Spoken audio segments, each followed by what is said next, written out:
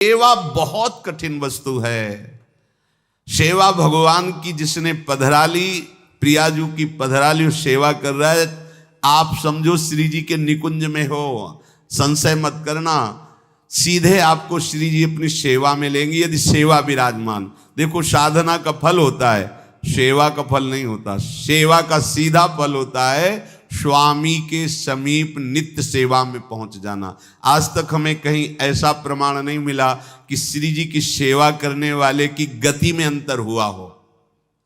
कहीं भी ऐसा साधना से भ्रष्ट होते तो देखा गया, लेकिन श्री जी की परिचर्या करने वाला श्री जी को प्राप्त नहीं हुआ, ऐसा हमें अभी तक प्रमाण नहीं मिला। ये श्री राधा मोहन जी के आराध्य देव थे, आस्करन जी के, और ये सेवा में मगन रहते। देखो जब आप ठाकुर सेवा, जैसे आपको कि अब हम सेवा में रहेंगे तो हमारा काम कौन करेगा, तो पूरी सृष्टि तुम्हारे काम से चल रही है, तुम्हारे चलाए चल रही।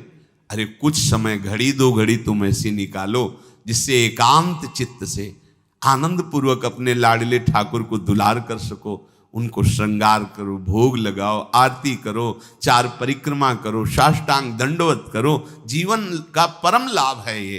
पर नहीं, आप खाएंगे हलवा, गरम गरम पकौड़ी, चाय, और ठाकुर जी के सामने वो सफेद वाले दाना नहीं आते, चिरौरी रख दो अरे भाई तुम क्या कर रहे हो, चोरी कर रहे हो तुम। घर में ठाकुर विराजमान, घर के मालिक विराजमान, हमें जल्दी ऑफिस जाना है, गरम गरम परेठा ये वो सब, और ठाकुर जी के सामने हम तो देखते हैं जैसे कोई ठाकुर जी के दर्शन कराने के लिए लाता है तो 4 टाफी, वो भी प्लास्टिक से लिपटी हुई। मतलब देख केवल ले, खा भी नहीं सकते हो क्योंकि प्लास्टिक लगी हुई, ऊपर कवर एकदम ऐसे रखे हुए हैं। वो बोले हमारे लड्डू गोपाल हैं। जब गोपाल हैं तो टॉफी खोल पाएंगे क्या? अगर आपको टॉफी पवाली है तो आप खोल करके सुंदर एक कटोरी में रख करके थे, ऐसे 4 दाने चिरौरी रख दिए, कटे हुए मिश्री के टुकड़े रख दिए। अरे अनंत ब्रह्मांडों का भरण पोषण करने वाला तुम्हारी चिरौरी के लिए मर रहा है। हाँ, अगर तुम्हारे पास केवल चिरौरी ही है तो वो तृप्त हो जाएगा। तुम खाओ हलवा, उसको रखो, चिरौरी तुम पहनो, एक से एक बढ़िया कपड़ा, और ठाकुर जी के लिए अलग कपड़ा होता है दुकानों में, वो ठाकुर जी के लिए लेना है। पूजा, सत्यनारायण की पूजा की सामग्री गांव में जो परचून की दुकानें होती हैं कस्बों में, उनमें अलग होती है। बोले सुपारी देना, तो बोले पूजा के लिए, बोले हाँ, वो सड़ी सुपारी का अलग बैंक होता है, वो पूजा के लिए जाएगा। प्रभु के लिए तुम ऐसे चिरौरी रख देते हो। वो नारियल भी जिसमें पाली लो, देखो ना कथा, सत्यनारायण की कथा करनी, हमें नारियल दे दो। वो सूखा नारियल जो किसी काम में ले जाएगा वो सत्यनारायण के पास जाएगा। वो कपड़ा टून का ना पहन सकते हैं, ना ओढ़ सकते हैं, ना बिछा सकते हैं, ना पोछा लगा सकते हैं, वो ठाकुर जी के लिए बलिहारी है श्रद्धा। तो फिर ठाकुर जी भी ऐसी व्यवस्था करते हैं, ना पहनने लायक ना ओढ़ने लायक, ऐसा तुम्हें नया जीवन देंगे, जरूरत ही नहीं पड़ेगी कपड़े की, घूमो वैसे ही। हाँ, जरूरत ही नहीं पड़ेगी, अन्य योनिया है नहीं, कोई जरूरत नहीं है, घूमो। इसलिए सावधान। भगवत सेवा का तात्पर्य है उत्तम भोग लगाए मोर मरकट को से। स्वामी जी महाराज परम विरक्त, वैराग्य की चरम सीमा स्वामी श्री हरिदास जी, लेकिन उत्तम भोग लगाए ठाकुर जी को। उत्तम तुम्हारे पास जो कुछ है उसमें सबसे बढ़िया भोग बनाओ। धन्ना जी के पास बाजरा की रोटी भी पूरी नहीं थी कि भरपेट पाले, तो एक रोटी रोज ठाकुर को रखते थे। आधी ठाकुर जी पाते थे, आधी आप पाते थे। सुदामा जी के पास कौन सा माखन मिश्री था? वो तंदुल जो पछोरने से बाहर निकलते हैं, किसी काम में नहीं, वो लेके गए थे। ठाकुर जी पाते हो कहते आज मैं तृप्त हो गया। सबरी जी के पास क्या था? क्या था? जंगली बेर, कहीं कड़ुआ कसेला ना हो, इसलिए चख के मेरे रघुनाथ जी को कहीं कसेला ना लगे। प्रभु वाह वाह करके पा रहे। विदुरानी जी ने कौन सा 56 भोग पवाया? केले के छिलके, भाव दशा में डूबी हुई। देखो हमारे ठाकुर को कुछ नहीं चाहिए, भाव से समझिए। ये बिहारी जी को 4 घंटे बैठने के लिए 10-10 लाख रुपए का फूल बंगला निकला, काम थोड़ी चलाया जाता है। अरे हमारे लाडले सरकार है, अगर 4 घंटे बैठ गए 10 लाख खर्चा हो गया तो क्या? अनंत ब्रह्मांडों का सृजन करने वाला ठाकुर हमारे पास नहीं है, तो ठाकुर जी को आपका भाव चाहिए। और आप तो सो बढ़िया पलंग में, और ठाकुर जी को एक छज्जा में विराजमान किए, छज्जा में ऐसे उतर नहीं सकते, मतलब कूदे तो वैसे ऊंचे, अगरबत्ती दिखा दी चले। आप तो ऐसे नहीं, अपने लाड़िले ऐसे प्यार करो, ऐसी जगह सिंहासन रखो कि उतर कर अगर आपके वन विहार करना चाहे तो उतर लेना, ऐसा विराजमान करो आराम से। वो एकदम वो से दीवार में ऐसी जगह, या तो बाहर वाले कमरे में, अपने कमरे में तो ठाकुर जी रहेंगे ही नहीं। अरे भाई, अगर घर में ठाकुर जी तो उठते बैठते निकलते, उनके दर्शन हो रहे, चोरी क्या? तुम तो हमारे घर के माई बाप हो, सब देखो, चोरी क्या आपसे? आपको जो अच्छा न लगे सुधार देना, ऐसे रहना चाहिए।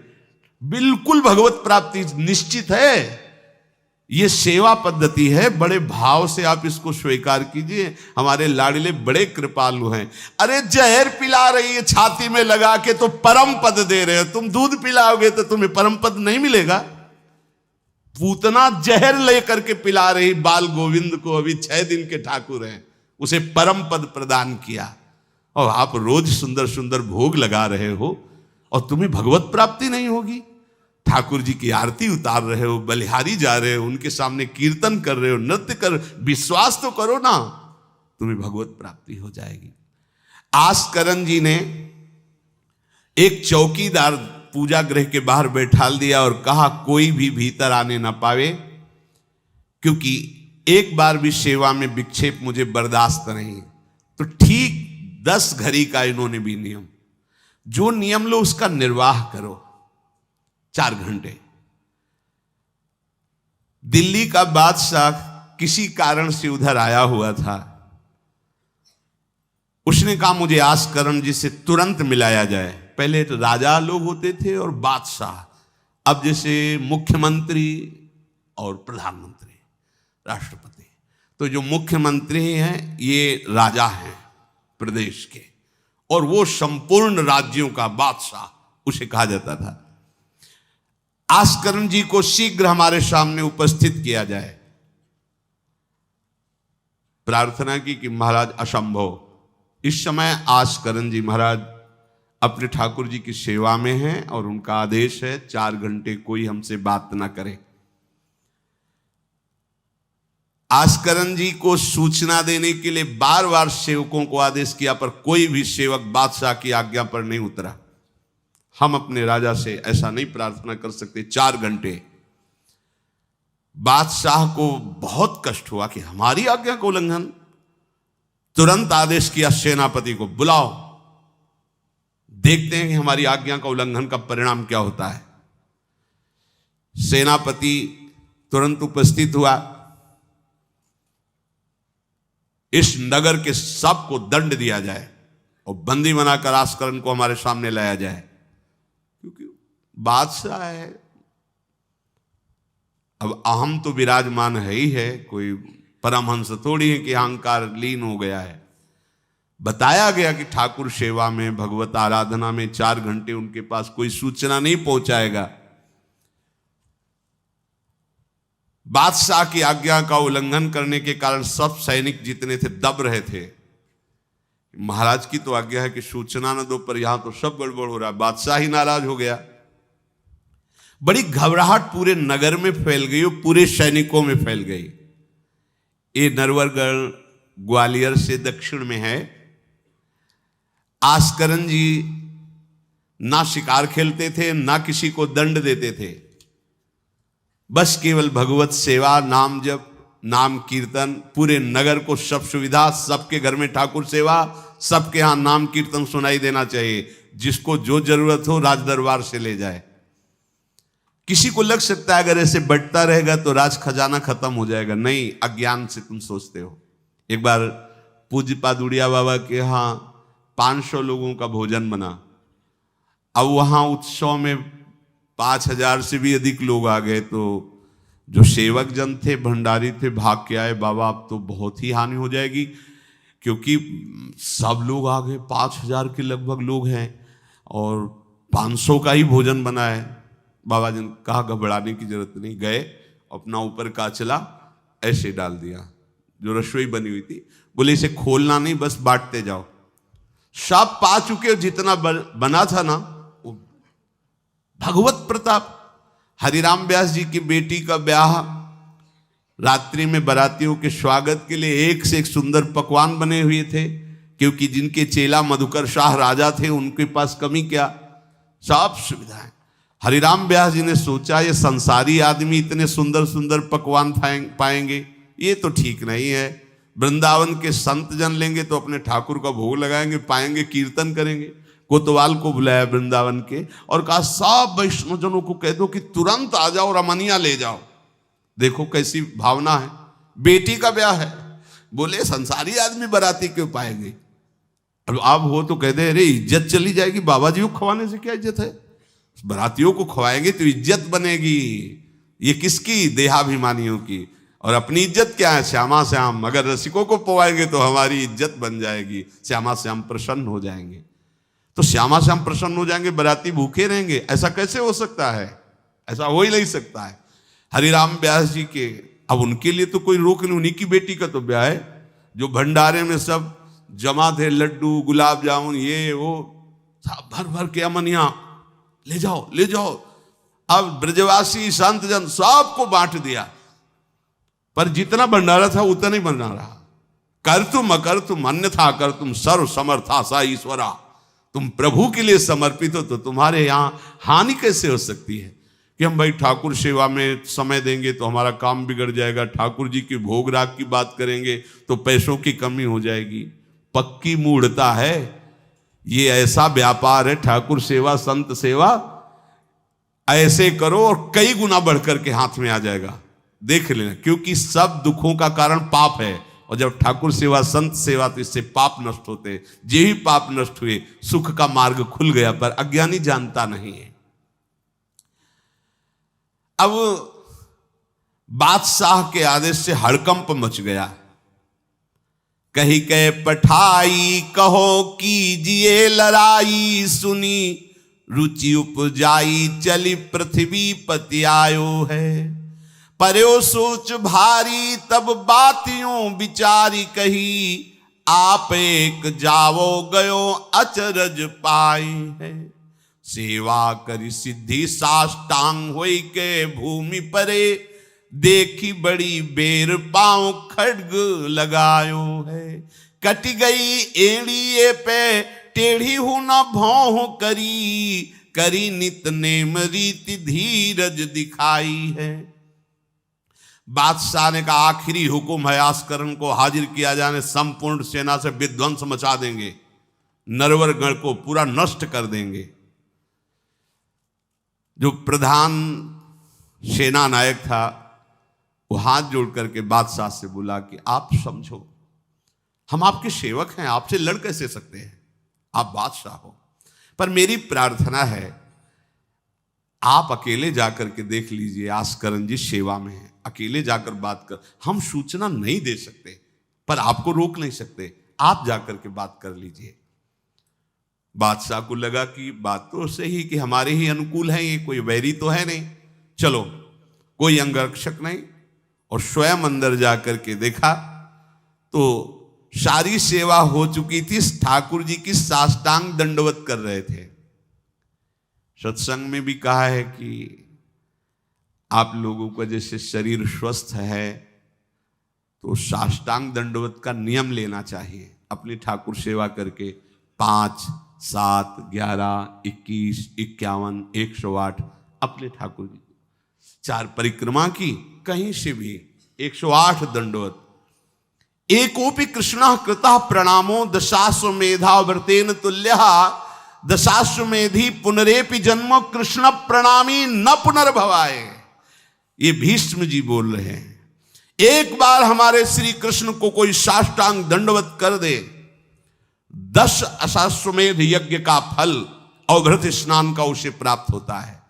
पर 10 ये अश्वमेध यज्ञ करने वाला पुनर्जन्म को प्राप्त होता है, पर एक बार श्री कृष्ण को साष्टांग प्रणाम करने वाला पुनर्जन्म को प्राप्त। दशाश्वमेधी पुनरेपि जन्म कृष्ण प्रणामी न पुनर्भवाए। अपने पास तो भगवत प्राप्ति के लिए बहुत से अस्त्र हैं, केवल नियम पूर्वक प्रयोग करो, माया का प्रवाह बंद हो जाएगा।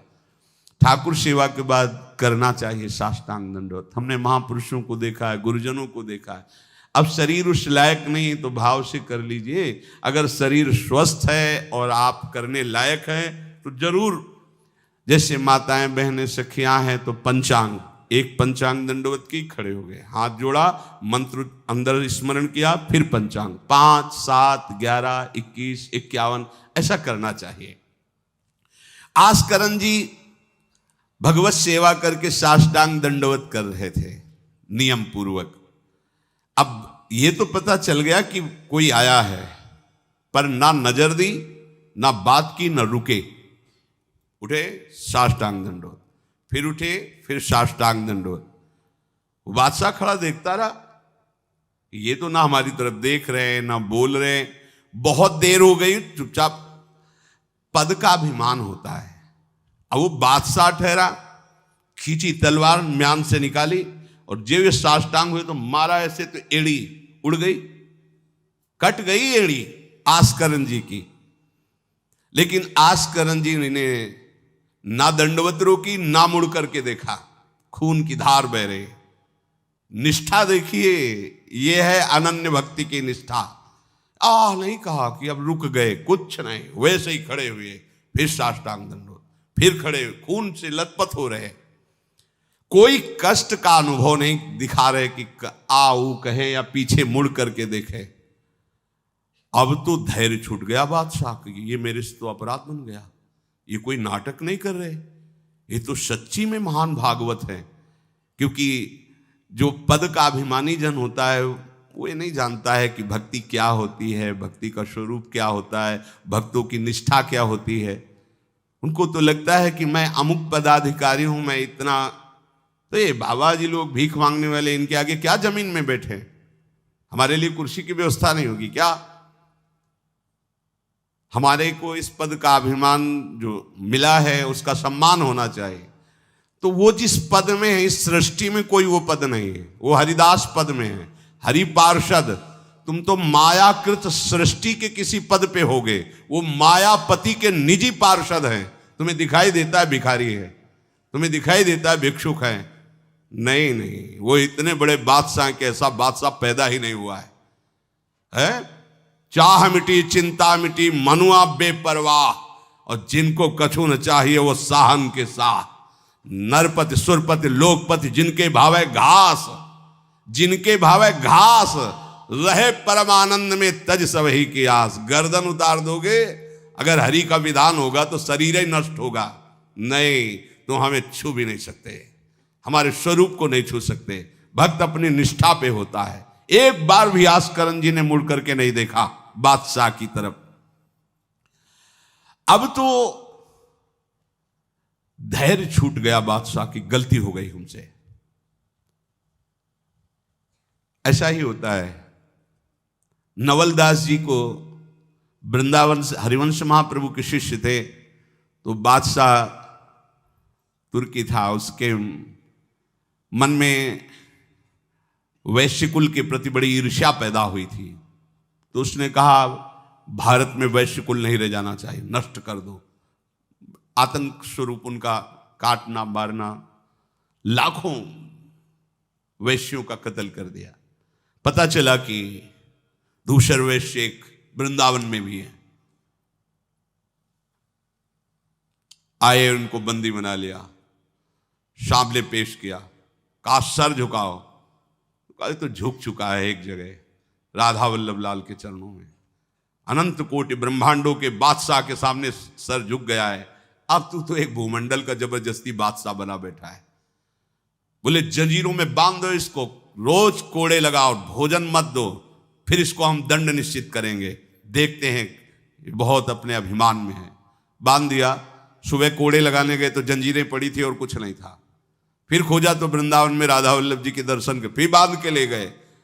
अरे बोले तेरी जंजीरें क्या मुझे रोक सकती है? जब माया की जंजीरें नहीं रोक पाई तो तेरी जंजीरें क्या रोकी? तू लाख बार बंधवा, मुझे नहीं रोक सकता है। आखिरकार चरणों में झुका, उनका बंद करवाए नरसंहार।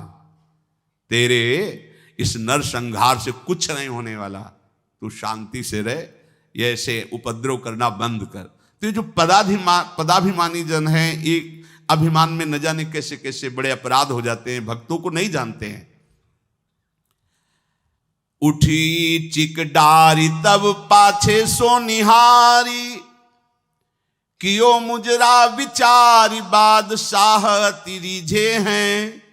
हित की सचाई यह ने कुना कचाई होत, चर्चा चलाई भाव सुन सुन भींजे हैं। बीते दिन को नृप भक्त सो समायो, पृथ्वीपति दुख पायो सुनि भोग हरि छीजे हैं। करे विप्र सेवा तिने गांव लिख न्यारे दिए, वाके प्राण न्यार लाड़ करो कही धीजे हैं। पूरी दंडवत की, ठाकुर जी को प्रार्थना की, चिक डाल दी जो मध्याह्न विश्राम की, फिर पीछे मुड़े, तब तक खून बह रहा है। पीछे मुड़कर देखा, बादशाह जोहार की, बिल्कुल गुस्सा नहीं। राजा को इनकी ये धैर्य शैली देखकर कि अपने इष्ट के प्रति निष्ठा और मेरे अपराध का कोई भी इनके ऊपर प्रभाव नहीं, रीझ गया, बहुत प्रसन्न हुआ और कहा, आज मेरे नेत्र सफल हुए कि मैंने ऐसा निष्ठावान भक्त देखा। ना तो तुम्हारी भ्रकुटी में थोड़ा भी रोष है, और ना तुम्हें पीड़ा है, और ना कोई थकावट है। हम आपसे वार्ता करना चाहते हैं, क्या है आप में ऐसी सामर्थ्य कहां से आई कि आपने अपनी निष्ठा छोड़ी और तलवार से एड़ी काट दी। एड़ी, अरे ऐसे काट, जरा सा कुछ लग जाए तो देखो कैसा लगता है। एड़ी कट गई, खून निकल गई, दंडवती बंद नहीं हुई। जब वो बैठ करके भगवत भक्ति की बात की, बादशाह के आंसू आ गए। संत का यही प्रभाव होता है। देखो राजा हैं पर संत हैं। विभीषण जी से भगवान कहते, तुम सरीखे संत प्रिय मोरे, धरो देह नहीं आन। ये नहीं भूल होनी चाहिए कि अरे ये तो बड़े अच्छे कपड़े पहने, ऐसे ऐसे, ये क्या भक्ति करते हो। भक्ति का मतलब केवल इतना ही नहीं है कि भिक्षुक वेश हो। भक्ति किसी से भी हो सकती है, कोई भी हो सकता है, कहीं भी हो सकता है, क्योंकि सब भगवान के बंदे, सब भगवान को दुलार कर सकते हैं। अपनी कीमती रुमाल तत्काल पट्टी बांधी अपने हाथ से आस्करन जी के चरणों में। स्वयं बादशाह ने घुटने टेक कर तुरंत और कहा कि आज मैं निहाल हो गया। आपकी ये जो भक्ति है, ये जो निष्ठा है, आज प्रभु की हम पर बड़ी कृपा है जो मुझे दर्शन हुआ आप जैसे भक्ति की निष्ठा का। बादशाह अत्यंत प्रसन्न होकर के आपको क्या सुख प्रदान करें। होगा हमारी सेवा निष्ठा है, आप जब चाहते तब आदेश दे देते हैं, तो आप मुझे अपने आदेश से मुक्त कर दीजिए। आज के बाद हमारा कोई शासन आपके ऊपर लागू नहीं रहेगा। आप जब चाहें स्वेच्छा से आप आ सकते हैं, ना आए तो आपका राज्य, हमारा कोई अधिकार आज से नहीं। श्री आस्करन जी को एक बार बहुत शरीर में बुखार आ गया, इतना कष्ट पीड़ा होने लगी। अब वो कैसे सेवा करें, भीषण कष्ट है, उठा नहीं जा रहा। प्रातःकालीन बेला से ही सेवा प्रारंभ होती थी। बस उनको एक चिंता है कि अब सेवा कैसे होगी, सेवा कैसे होगी।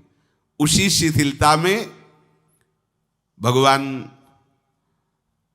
अपने निजी सेवक में जो और परिचर्या करने में थे, उनको आदेश किया, चरणामृत पिला दो, ठीक हो जाएंगे। वो रात्रि में ही चरणामृत, महाराज ठाकुर जी ने कहा चरणामृत, आप जो ही चरणामृत पिया, शरीर का रोग नष्ट हो गया, स्वस्थ हो गए, सुबह सेवा में गए।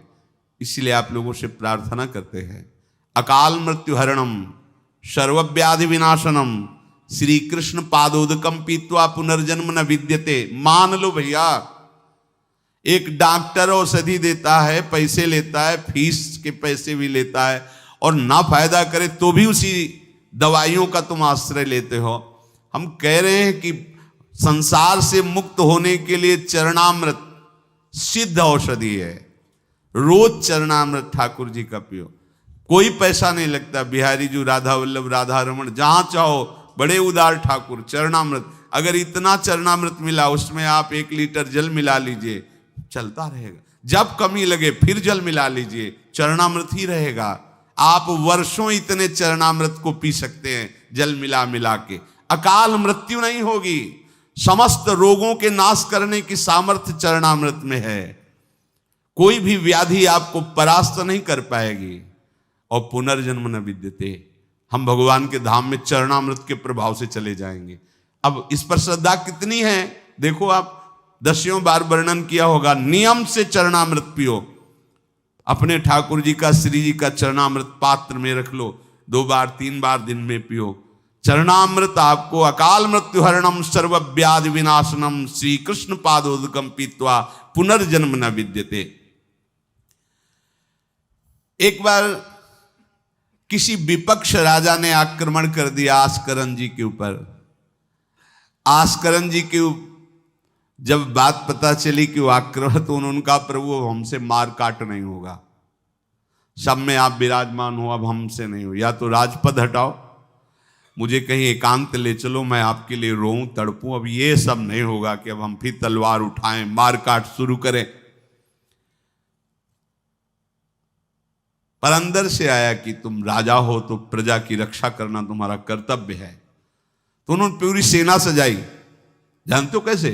सब मंजीरा लो और स्वयं बोले नाम कीर्तन करो, राधा वल्लभ श्री हरिवाल श्री वृंदावन श्री। कहां जा रहे? बोले युद्ध करने जा रहे हैं। ऐसे युद्ध होता है। प्रभु से कहा हमसे मारकाट होने वाले नहीं, जब हमारा कर्तव्य ही तो हम ये कर्तव्य कर रहे हैं। राधा वल्लभ श्री हरिवंश, राधा नाम कीर्तन। तुरंत आकाश में मेघ छा गए और इतने बड़े बड़े ओले शत्रु पक्ष में और हल्की फुहारें इधर के पक्ष में। जहां नाम कीर्तन, हवा चल रही, हल्की हल्की नन्ही नन्ही फुइयां बरस रही और कीर्तन में हाल, और उधर इतने इतने बड़े ओले, सब भाग गए। अस्त्र शस्त्र की आवश्यकता नहीं हुई। शत्रु पक्ष जब भागा और उधर का राजा के चरणों में गिरा कि मुझे माफी दे दो, मुझे पता नहीं था आप इस कोटि के महाभागवत हैं। यह है अनन्य भक्ति। यदि हम अपने प्रभु की सेवा, प्रभु का नाम जब, प्रभु के गुणों का गायन करते हैं, तो किसी की भी ताकत नहीं कि हमें परास्त कर सके। और आप भूल जाइए ये बात कि आपके ही किए सब कुछ होता है। आप देहाभिमान में भटक रहे, आपके किए ले। हम कह रहे मान लो, मान लो, केवल प्रभु की करुणा एक दृष्टि से अनंत ब्रह्मांड का सृजन हो गया। एक दृष्टि से अनंत ब्रह्मांडों का सृजन। भैया तुम्हारा परिवार क्यों दुखी रहेगा? तुम्हें क्यों भूखा रखेंगे प्रभु? पशु पक्षियों को देते हैं, हर जीव जंतु को देते हैं। तुम तो भगवान के भक्त हो, तुम्हारे को कैसे वो नहीं देंगे? विश्वास करो, जो तुम्हें कार्य मिला है धर्म पूर्वक करो, नाम जप करो, प्रभु की सेवा करो। गंदे आचरण, गंदे नशा, गंदी बातें, ये सब छोड़ दो, क्योंकि यही तुम्हारी दुर्गति, अशांति का कारण बनेगी। पैसा बढ़ा है, मदिरा पान करना, व्यभिचार करना, उसे सुख समझ रहे हैं। पैसा है, पद है, समझ रहे हैं कि हम जीवन का लाभ ले रहे हैं। अरे ये लाभ तो सुअर कुत्ता भी ले रहे भैया। निद्रा भय आहार मैथुन हर जीव भोग रहा है। तुम मनुष्य जन्म ले करके बड़े बुद्धिमान होकर उसी भोग रहे हो, तो कौन सी बात? तिनते खर सूकर स्वान भले, गोस्वामी तुलसीदास जी। सुअर कुत्ता गदहा उससे अच्छे। क्यों? क्योंकि अपने कर्म भोग कर ऊपर की तरफ उठ रहे हैं, उनके पाप नष्ट हो रहे हैं। वो आप ऊपर उठकर मनुष्य जन्म कर प्राप्त करके पाप कर्म कर रहे हैं, आप नीचे अधोगति को जा रहे हैं। इसलिए सबसे प्रार्थना है, ये गंदे आचरण, जब आप मदिरा पीते हैं तो आपकी बुद्धि तमोगुण राक्षसी वृत्ति से हो जाती। खुद आपको अनुभव इस बात का, आपकी दुर्दशा हो जाती है, बुद्धि भ्रष्ट हो जाती है। फिर व्यभिचार, जुआ, चोरी, हिंसा कैसे आपको सुख प्रदान करेंगे? ये जो निकृष्ट हैं, जो अधर्म है, जिनकी क्रिया ही दुखमय है, उस दुख से तुम कैसे सुख प्राप्त कर सकते हो? धर्म से चलो, गृहस्थ हो तो धर्म पूर्वक चलोगे तो गृहस्थी में ही भगवान तुम्हारा मंगल कर देंगे, भागने की जरूरत नहीं है। नाम जप करो, ठाकुर सेवा विराजमान करो, जो रूखा सूखा हो अपने ठाकुर को लाड लड़ाओ, अंतिम श्वास तक भगवान कृपा कर ही देंगे। हमारे जीवन का उद्देश्य भगवत प्राप्ति है। इन किन प्रकारेण अब हमारा जन्म इस संसार में न हो, हम प्रभु के पास जाकर उनकी सेवा में रहें सदैव, जहाँ न मरना है, न जन्मना है, न दुख है, न सुख है, न बीमारी है, कोई किसी भी तरह का जहां लेस मात्र भी कष्ट नहीं है, प्रलय और महाप्रलय की वायु भी जहां प्रवेश नहीं करती, वो हमारे प्रिया प्रीतम का नित्य धाम है, वही हमारी विश्राम भूमि है। हम सब खूब राधा नाम जप करें और आकांक्षा करें कि इसी जन्म में हमें भगवत प्राप्ति हो।